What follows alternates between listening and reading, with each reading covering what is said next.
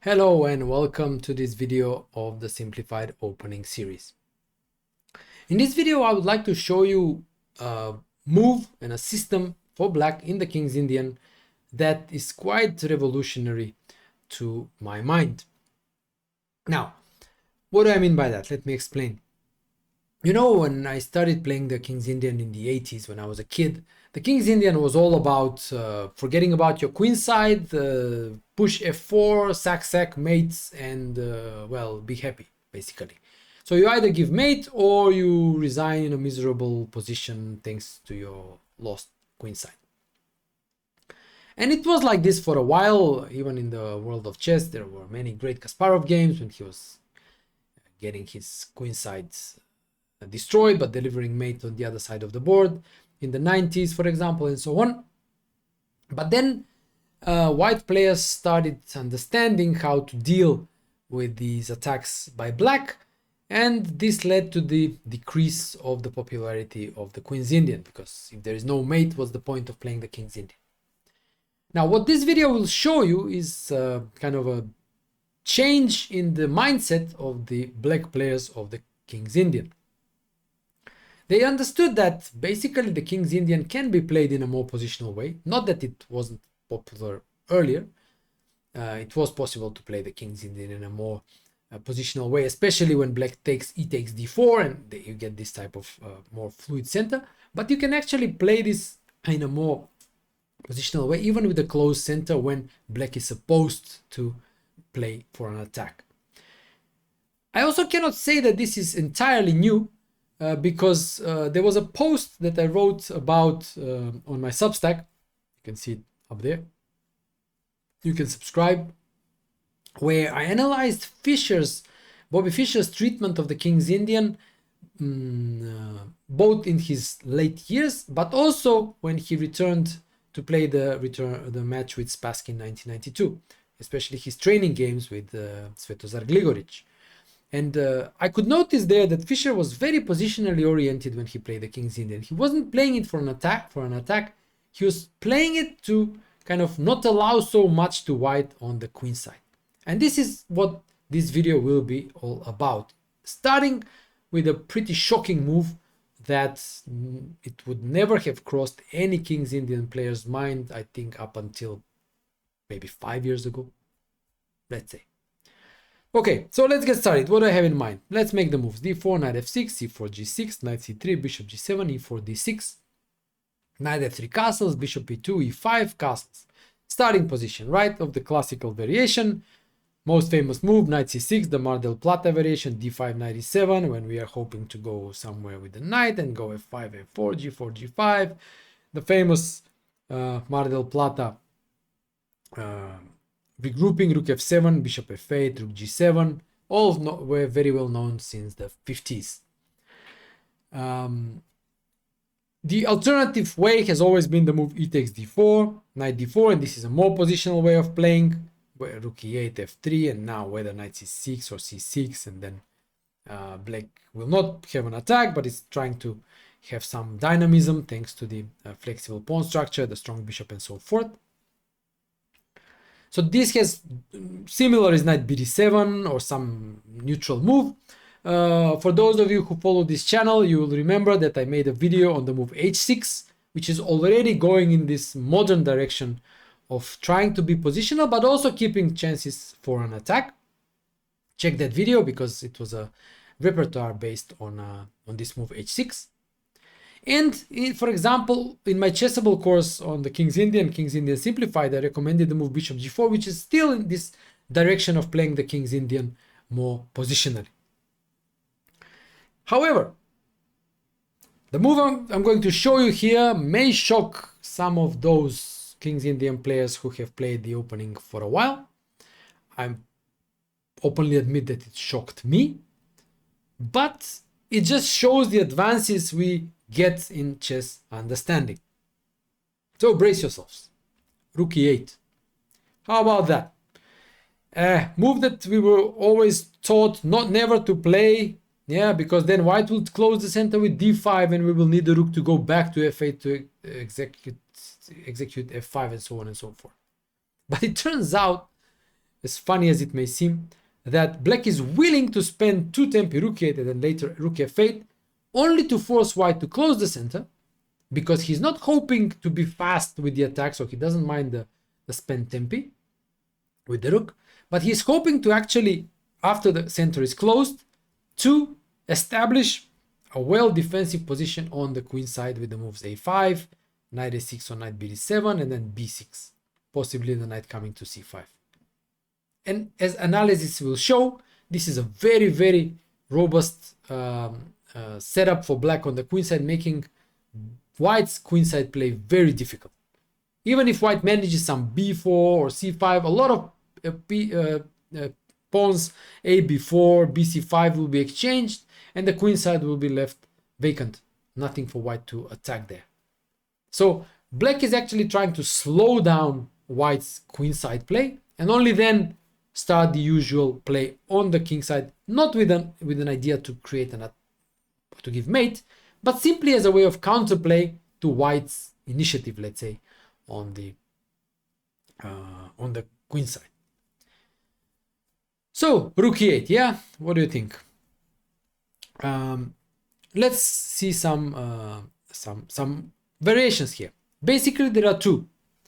Before continuing, there is one thing of old wisdom that still holds true, and the modern developments confirm it, and that is the let's say the advice or guideline, better, given for the King's Indian positions, is that it is in white's advantage to keep the tension in the center for as long as possible, and for black, it's to black's advantage to force the closing or the defining of the central position as soon as possible. So black is actually following this age-old wisdom by, even though spending on tempo with rook e8, to force white to close the center with d5. As after closing the center, black's play is much easier. And after rook e8, white doesn't really have a choice much, because the threat is to go ed4 and then the pawn on e4 is hanging. This idea is actually well known from the Mar del Plata variation after knight c6, when white goes bishop e3. Rook e8 is considered still to be the best move here.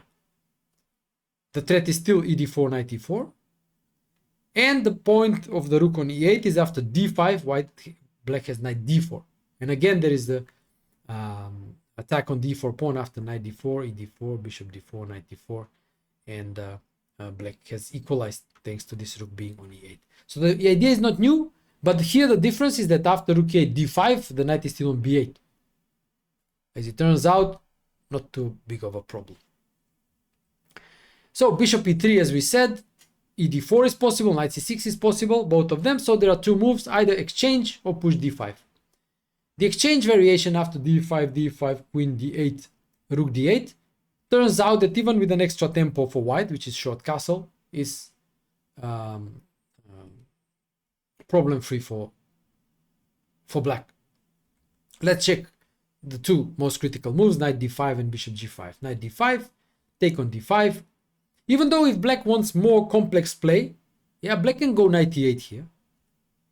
It looks weird at first sight, but black manages to untangle. Rook d1, yeah, threatening knight e7 to win the rook. Now rook d7, looks completely weird, yeah, but it's actually working, because c6 is coming next and black is untangling. So bishop e3, c6, knight c3, knight c7. Yeah, knight is coming to e6, and slowly black will finish development. And what black achieved is this, in a way, ideal King's Indian structure with this hole on d4, and d5 has been covered, so black is doing fine. But this is more complex than the alternative knight d5, c5, c6, which equalizes pretty straightforwardly. Bishop c4, and now cd5. b5 is also possible. If you want, you can explore that, but cd5, bishop d5, the only thing that black needs to keep in mind is that knight should go to c6, because without short castle, knight d7 is also possible, but here it's tricky because knight g5 is problematic. Rook f8, bishop e3, h6, knight f7, rook f7, rook ac1, and black is in trouble. Rooks are coming, the pin is unpleasant, so white is taking advantage of the development advantage, yeah. So not knight d7, but knight c6. And here knight g5 is made by rook d7, and well, black's pieces are better developed, and this knight f7 is not giving anything here because the knight on c6 is blocking the c file. Yeah. And if bishop e3, bishop d7, obviously black finishes development with rook c8 and so forth, and complete equality. So that's knight d5, and the alternative is bishop g5, rook e8. Again, whole tempo up for white, short castle, but still equal. Knight d5, knight d5, cd5, c6, bishop c4. Again, b5 is possible, but cd5, knight d5, bishop d5, and here both are knight c6 and knight d7 with the idea of knight b6 or knight f6. Both are possible with equality. Yeah, knight c6 as well. After knight d7, obviously, there is no knight g5 here. Yeah, so it's equal. So once the exchange variation is equal, we need to check d5, which is obviously the principal move, and in all times probably black would have been chased out of the Pioneer Palace for complete anti-talent for chess by placing that rook on e8. But things are not that simple nowadays. a5. As I explained at the beginning, this is black's setup. The knight is coming to a6 most of the time. Only in case of a3, which stops knight a6 instead of in view of b4, because AB, the knight is pinned and it cannot capture the pawn on b4. Only here the knight goes to d7, otherwise the knight is coming to a6. Yeah. And here we'll check a few moves for white. It's not an exhaustive analysis, but still good enough, I think, to give you an idea how the game develops. Let's start with the move bishop e3, played relatively recently, some months ago, in the game Navarra Teodoru, won by black. Bishop g4, natural move, harassing the bishop. Bishop g5, f6. Yeah, Navarra went to h4. It's also possible to go to d7, to d2, knight d7 here. Okay, I said knight goes normally to a6, but it can also go to d7. Yeah, especially as from d7, sometimes can go after f5 to go to f6. So h3, knight h6, a3, f5, b4, knight f7. Okay, and now in spite of having this rook on e8, it can come in handy also, because the bishop can drop back to f8 for this the standard Mar del Plata maneuver. If you remember, I mentioned rook f7, rook g7, rook f7, bishop f8, rook g7, and here rook is already on e8. And just to give you an illustration, yeah, queen c2, f4, the knight also helps g5, the queen also does so. So c5, let's say, dc, ba, rook a5, knight a4, rook a8, knight c5, knight c5, queen c5, and now there we come. Bishop f8, and the bishop connects the structure. Bishop, queen c3, bishop d6, and black has no problems. Queen side is perfectly safe, and the king side play still continues. Yeah. So sometimes rook e8 can also have its benefits. Yeah. An illustrative line and a useful idea to know. So Navarra went bishop h4, knight h6, knight e1, g5, bishop g3, f5, e takes f5, standard play for white, freeing the e4 square for the knight, knight f5, knight e4, and now b6. There we go. So both b4 and c5 advances have been made as difficult as possible. Bishop d3, and now Teodoro went h6, which is similar. The engine suggests knight a6, and strangely enough even gives black some advantage after queen h5, let's say h6, knight c2, knight c5. I think black is even somewhat better here. I would say black is problem free, but up to you which evaluation to follow. So this is the type of position black is striving for. Yeah, a5, b6 on the queen side, knight on c5, and obviously the standard play on the king side. And the rook on e8 doesn't really get in the way in any way. So that was bishop e3. Let's check bishop g5.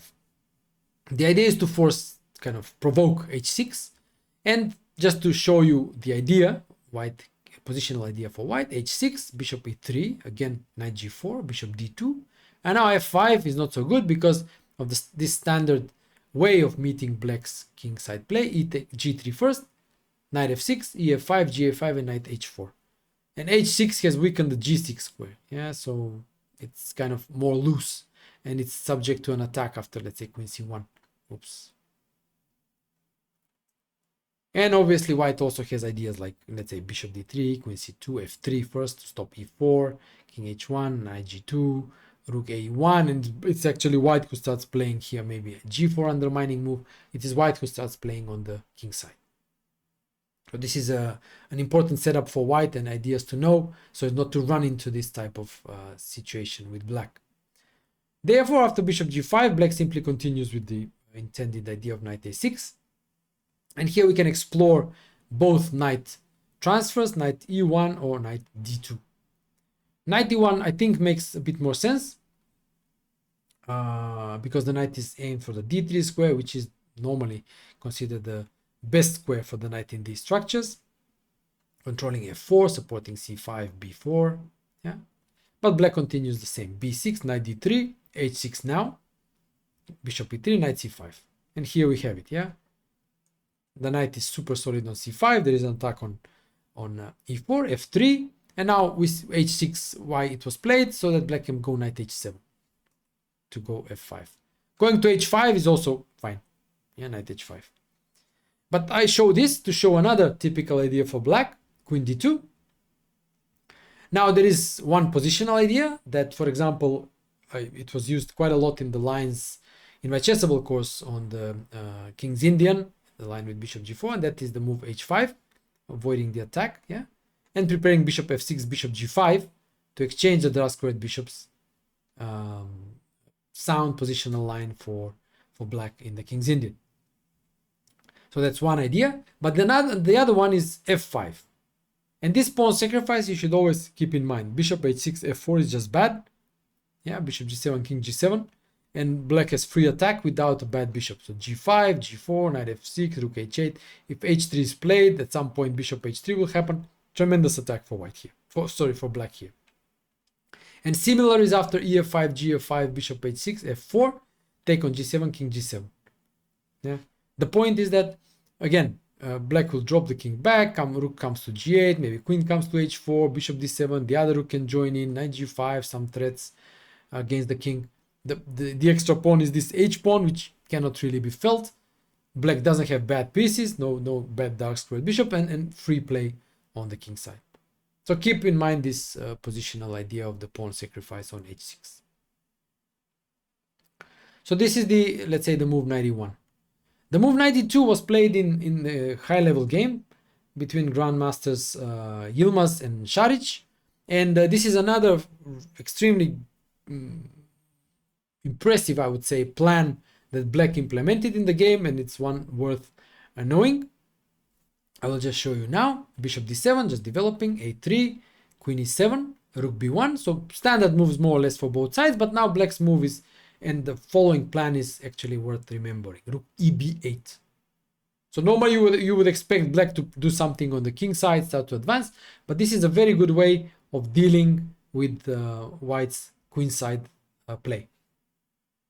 So b4 takes on b4, a b4. It appears that this knight on a6 is out of play, and white's managed to achieve a lot, but c5 is the whole idea. So now we realize why we needed the rook on b8, because if white takes en passant, dc6, bc6, the rook is exactly where it's supposed to be. Actually, both rooks are, with both files on the queen side open, and black has a great position. So keep in mind this idea, rook b8 with c5. In the game, obviously b5 would just close the queen side and white has nothing. And if bc5, knight c5, the knight is back into the game on the excellent square on c5. So this was played in the game Yilmaz Šarić last year, 2024. So, and here black is obviously problem free. So this is the move knight d2, and this plan of dealing with white's queenside play with rook, queen e7, rook e8, and then meeting b4 with c5. Okay, so that was the move bishop g5, and now let's check the most direct move, I would say, knight e1, intending knight d3. So knight a6, knight d3, yeah. And here, for example, the engine for some reason prefers knight d7 to b6. And it's strange, yeah, and I will show you the reason the engine prefers this and why it doesn't like b6 so much. But to my human understanding, it's hard. And I will show you why. Okay, let's make the move b6. The engine goes a3. Yeah, the threat is b4, so we must go knight c5, knight c5, bc5, and now comes the shocker, a4. So the engine basically wants to shut the queen side and claims white is better. All right. Well, what can I say? Yeah, I mean, really strange. What the engine then wants to do for black is to go bishop d7 and go c6 at some point, undermine this center, and it claims white is better or somewhat better. But for a human to play like this, I think it's still kind of pretty strange. Yeah. Be as it may, let's check knight d7, because generally it still is along the same lines of understanding. Yeah, controlling the c5 b4 squares and starting f play on the queen side, on the king side with f5. Yeah. So bishop e3, let's say. If a3, threatening b4, yeah, we must play knight c5, yeah. Bishop e3, b6, yeah. Now it's fine. Yeah, and bishop knight c5, bishop c5. And now the engine doesn't go a4, probably because black is already ready for f5. Goes queen c2, rook f8, b4, f5. This is a kind of a sharp line, but it shows nicely the that black can get his king side play going. bc5, f4, bishop d2, knight c5, knight a4. White must try to force through c5, otherwise black gets really quick with the pawn storm. Knight a4, queen a4, bishop d7, queen c2, g5, f3, and rook f7. And now we're getting the Mar del Plata reorganization. Yeah, bishop comes to f8, rook comes to g7, and h5, g4, and black continues with the attack. Yeah, and the bishop securely will defend the d6 pawn. Yeah, pretty unclear, typical King's Indian play, just with the absence of knights. So instead of a3, let's say bishop e3, f5. And now there are two ways for white to keep the tension with f3 or to take on f5. If ef5, gf5, again, there are two ways for white to go f3 to play more restraining way, or to go f4 to stop black from pushing f4. After f3, yeah, it's interesting that black can play f4 here.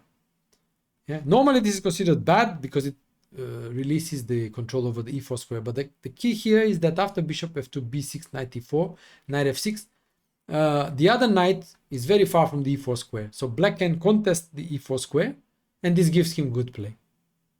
Yeah, and also don't forget that the g file is semi-open and black can still create some play there. Yeah, so this is actually quite acceptable for black.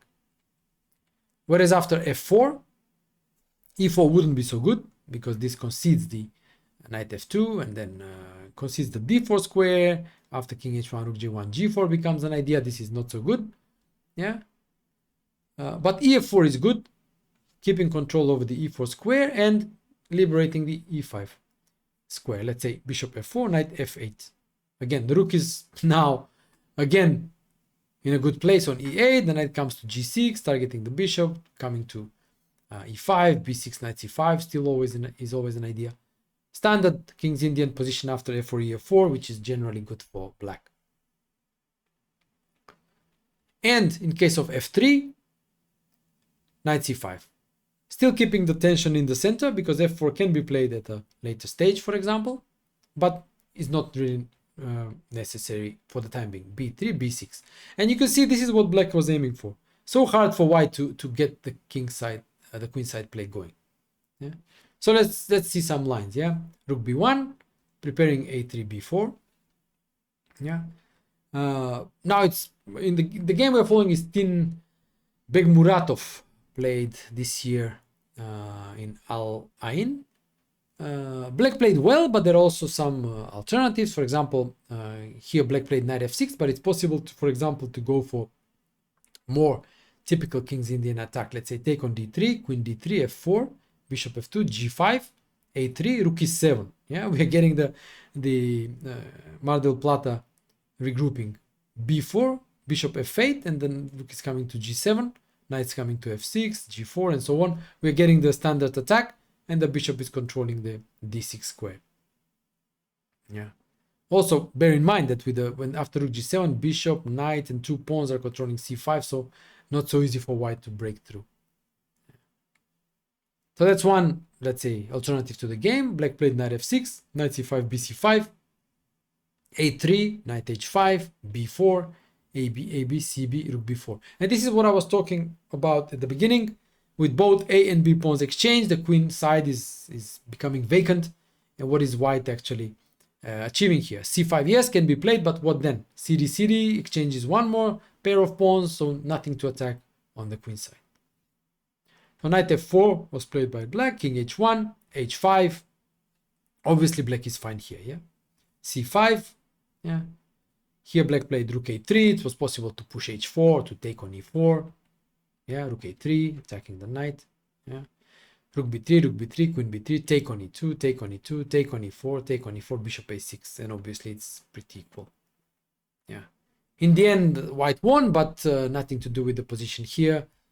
Black has no problems whatsoever. Yeah. So yeah, what do you think? Rook e8. Who would have thought? I mean, I was really when I saw it, I was like, come on.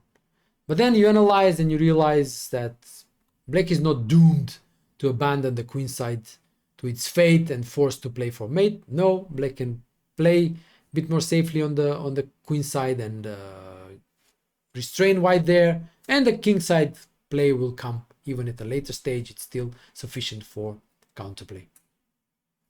So there you go. I'll conclude on this one. Hope you like this revolution in the King's Indian. Maybe new players start playing it. Who knows? And yeah, as I said, check my Chessable courses, especially the King's Indian Simplified, where I gave a complete repertoire based on the King's Indian, the bishop g4 line instead of rook e8. Yeah, as I mentioned. There is also an anti-King's Indian video on this channel. Make sure you look it up. If you're a King's Indian player, you can use these lines if you like them. Also, make sure, if you like, to subscribe to my Substack weekly newsletter every Saturday. And if you would like to support my work, consider becoming a paid subscriber to my Substack. I would really thank you for that. And in case you haven't done so already, make sure you smash that subscribe button and become a subscriber and never miss a video. So guys, thanks for watching, and I'll see you soon. Cheers.